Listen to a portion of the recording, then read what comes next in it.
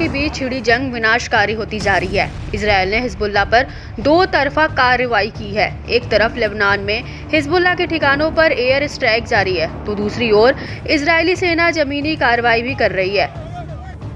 IDF के लगातार हमलों के बाद अब हिजबुल्लाह भी करो या मरो की जंग में उतर आया है। हिजबुल्लाह ने की रिहायशी इलाकों को निशाना बनाना शुरू कर दिया है और हाइफा खाड़ी और शिमोना पर लगातार रॉकेट हमले कर रहा है। इस बीच लेबनानी प्रतिरोध आंदोलन हिजबुल्लाह ने इजरायल के खिलाफ जबरदस्त ताजा जवाबी कार्रवाई की है, जिसमें कई सैन्य ठिकानों को निशाना बनाया गया है। इजरायली सेना ने शुक्रवार को पुष्टि की है कि दक्षिणी लेबनान में उसके जमीनी हमले के दौरान 12 से अधिक सैनिक मारे गए। हिजबुल्लाह ने शुक्रवार को जारी अलग अलग बयानों में कहा कि उसने कब्जे वाले क्षेत्रों के उत्तर में कई अलग अलग स्थानों पर इजरायली सेना के ग्रुपों को मिसाइलों और तोपों के गोलों से निशाना बनाया।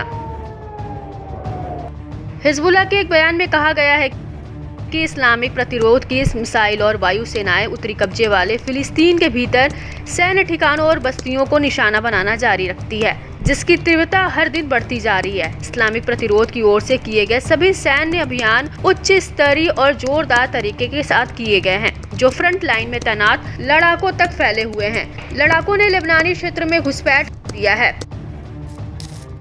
उधर इजरायली प्रधानमंत्री नेतन्याहू ने हिजबुल्लाह के खात्मे की कसम खाई है। 27 सितंबर को इजरायल ने हिजबुल्लाह चीफ हसन नसरल्लाह को मार गिराया था। इसके बाद से हिजबुल्लाह के 10 से ज्यादा कमांडर मारे गए हैं और उसके 800 से ज्यादा लड़ाके भी ढेर हुए हैं, जबकि उसके 6000 से ज्यादा ठिकाने भी नेस्तनाबूद हो चुके हैं।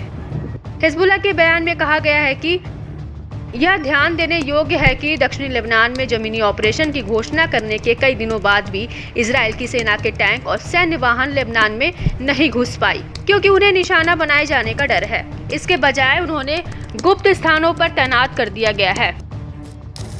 बयान में आगे कहा गया है कि इजरायली दुश्मन सेना उत्तरी कब्जे वाले फिलिस्तीन में कुछ बस्तियों में बसने वालों के घरों का उपयोग अपने अधिकारियों और सैनिकों के लिए सभा स्थल के रूप में करती है और लेबनान के खिलाफ आक्रमण का प्रबंधन करने वाले इसके सैन्य अड्डे हाइफा, तिबिरियास, एकर और अन्य जैसे प्रमुख शहरों में बस्तियों के पड़ोस में स्थित है।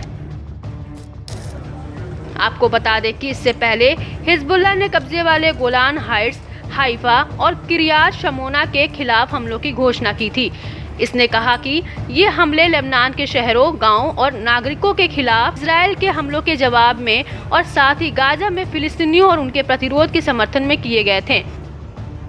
लेबनान के स्वास्थ्य मंत्रालय ने कहा कि अक्टूबर 2023 से लेबनान पर इजरायल के हमले में 2141 से अधिक लोग मारे गए हैं और 10,099 लोग घायल हुए हैं, जिनमें दर्जनों बच्चे और कई महिलाएं शामिल हैं।